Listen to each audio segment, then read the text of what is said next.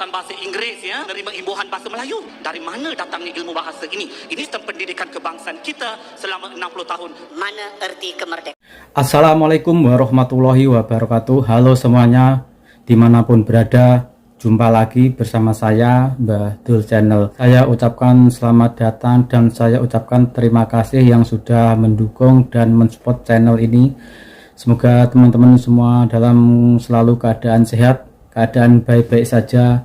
Semoga dipermudah, diperlancar urusannya, aktivitasnya, dan semoga selalu dalam keadaan bahagia. Amin ya robbal alamin. Dalam video ini yang diunggah oleh channel The Wanderer menceritakan Doktor Malaysia mengkritik kerajaan Malaysia yang katanya bahasa resmi kebangsaan adalah bahasa Melayu. Malaysia akan memartabatkan bahasa Melayu, tapi sampai saat ini belum ada buktinya. Untuk mengetahui lebih jelasnya, lebih lengkapnya, yuk kita sama-sama dengarkan, kita simak ulasannya dalam video ini. Oke, yuk. Hello Wanderers, kali ini ada cuplikan menarik dari Doktor Malaysia yang membahas mengenai situasi bahasa Melayu di Semenanjung. Nampaknya sedikit demi sedikit ditelan sama bahasa Inggris dan asing. Dan itu menjadi teguran keras dari Doktor Malaysia. Ia mengajak agar warga Malaysia cinta sama bahasa Melayu. Kedudukan bahasa Melayu diperkukuh dengan kewujudan Akta Bahasa Kebangsaan, Akta tahun 1963, garis palang 67. Dalam akta ini, kedudukan bahasa Melayu diangkat martabat dan darjatnya untuk menjadikan bahasa Melayu ini bahasa kebangsaan dan juga digunakan dalam semua urusan rasmi. Section 2 jelas menunjukkan bahawa bahasa Melayu perlu digunakan dalam semua urusan rasmi. Dan kita sedar di Malaysia pada hari ini bahasa Melayu masih lagi tidak digunakan dalam segala urusan rasmi. Kita bangga apabila mesyuarat dikendalikan dalam bahasa Inggris. Kita bangga apabila kita berbicara kita menggunakan bahasa Inggris. Dan paling teruk masyarakat Malaysia minta maaf saya tak nak berlapik, saya tak nak berkias. Kita yang paling teruk, kita bercakap, kita merancukan bahasa. Berlaku kerancuan bahasa yang ketara. Maksud rancu ialah campur aduk bahasa yang tidak seharusnya berlaku. Yang paling teruk, perkataan bahasa Inggris menerima imbuhan bahasa Melayu. Dari mana datangnya ilmu bahasa ini? Inilah pendusta-pendusta bahasa. Inilah penderaka-penderaka bahasa yang kita telah lahirkan dalam sistem pendidikan kebangsaan kita selama 60 tahun kemerdekaan.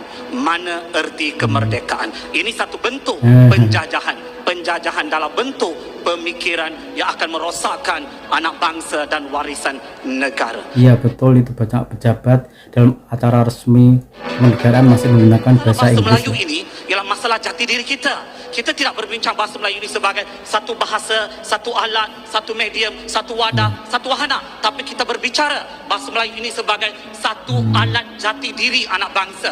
Kalau kita nak menyatukan bangsa, kita menggunakan bahasa sebagai alat perpaduan. Saya daripada sekolah kebangsaan, saya orang Felda, saya fasih berbahasa Melayu kerana bahasa Melayu adalah bahasa kebangsaan saya. Di rumah saya menggunakan bahasa ibunda, bahasa Tamil. Di rumah saya menggunakan bahasa Tamil, anak-anak saya fasih berbahasa Melayu. Bagi saya ini paling penting. Kalau kita bangga kita boleh bercakap bahasa Inggris dengan baik, kita sepatutnya malu dan hina kerana tak boleh bercakap bahasa Melayu dengan baik. Minta maaf. Kita yang bangga anak saya boleh bercakap bahasa Inggeris dengan baik. Bangga, ya. Bolehkah bercakap bahasa Melayu dengan baik? Jika tidak, sepatutnya buang negara. Bagi saya, minta maaf. So, bahasa Melayu bahasa kebangsaan. Orang Malaysia sepatutnya boleh bertutur bahasa Melayu dengan baik. Kalau tak boleh bertutur, sepatutnya kalau saya yang ada kuasa, saya bagi tempoh 6 bulan. Cuba fasih berbahasa Melayu. Tak boleh, buang negara. Mudah. Iya betul, kenyataannya katanya bahasa Melayu punya 300 juta penutur dan mau memartabatkan bahasa Melayu. Tapi sampai saat ini kenyataannya gimana keadaannya yang ada di Malaysia, masih banyak menggunakan bahasa Inggris ya.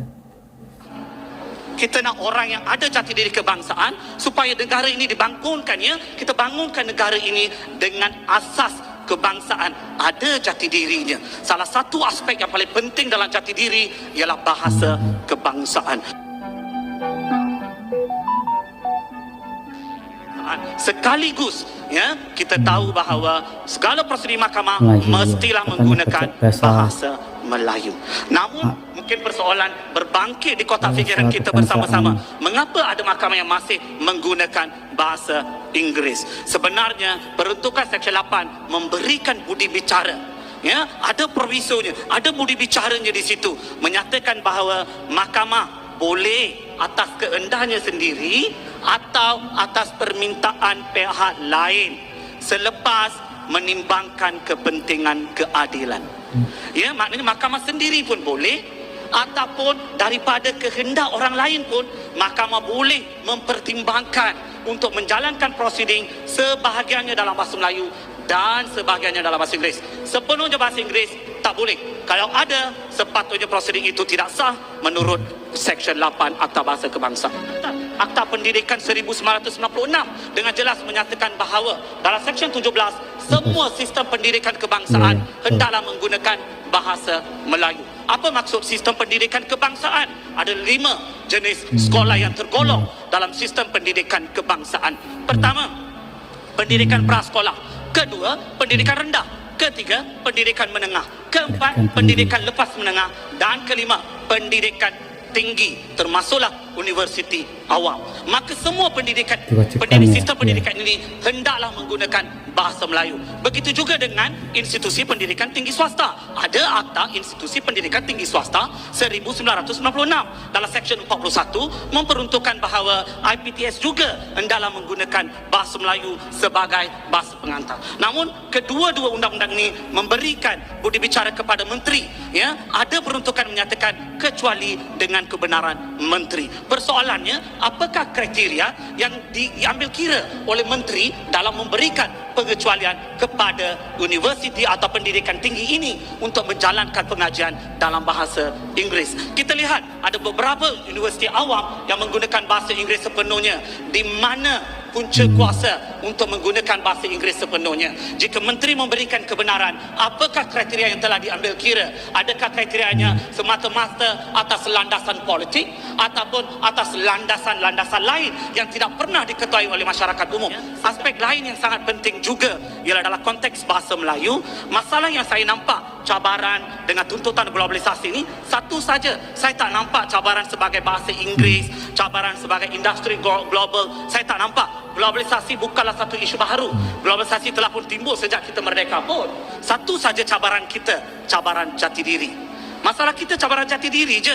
Ya, martabat darjat daulat bahasa hanya boleh ditentukan oleh penuturnya sendiri. Darjat bahasa Melayu hanya boleh diangkat oleh penutur bangsanya sendiri. Kalau kita sendiri tak bangga bercakap bahasa Melayu, kalau kita sendiri tak mampu bercakap bahasa Melayu dengan baik, kalau kita sendiri mengelaskan bahasa Melayu sebagai bahasa kelas kedua, bahasa Melayu tidak akan ke mana pun sampai bila-bila. Sebab sama ada anda sedar ataupun tidak, ya, tuan-tuan dan puan-puan yang saya hormati, anak-anak bangsa sekarang memang tak ada jati diri. Dua perkara yang mereka tak ada perasaan. Satu, sebagai warga Malaysia, mereka tak rasa bangga pun. Cubalah tanya mereka. Mereka lah orang pertama yang akan kutuk Malaysia. Memang ada anak muda yang ada jati diri. Berapa peratuskah mereka? Itu sangat penting. Menyanyikan lagu negaraku pun berdiri tegak tak boleh. Ya, ada yang masuk universiti kita minta nyanyi lagu negaraku pun ada yang tak menghafal sampai ke hari ini. Ini konsep jati diri ni. Ya, semangat tentang semangat jati diri bangganya, ya, sebagai rakyat Malaysia tu tak ada. Kedua, tentang bahasa kebangsaan lagi tak ada. Sampai ke hari ini, hidup bahasa Melayu ni umpama gantung tidak bertali, tarik pun tak sampai ke langit, lepas pun tak sampai ke bumi, terkapai-kapai di awang-awangan. Kononnya nak martabatkan, tapi tak juga martabatkan. Nah, begitulah Sobat Maju kecaman keras dari Doktor Malaysia tentang lika-liku nasib bahasa Melayu. Warganya aja tak minat, tapi mau menduniakan bahasa Melayu dan menyingkirkan bahasa Indonesia. Itulah tadi kritikan Doktor Malaysia kepada Kerajaan Malaysia tentang bahasa Melayu, ya teman-teman.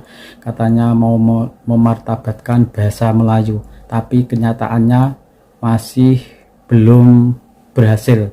Masih menggunakan bahasa campur Inggris yang ada di Malaysia. Semoga video tadi menjadi informasi dan bermanfaat untuk teman-teman semua.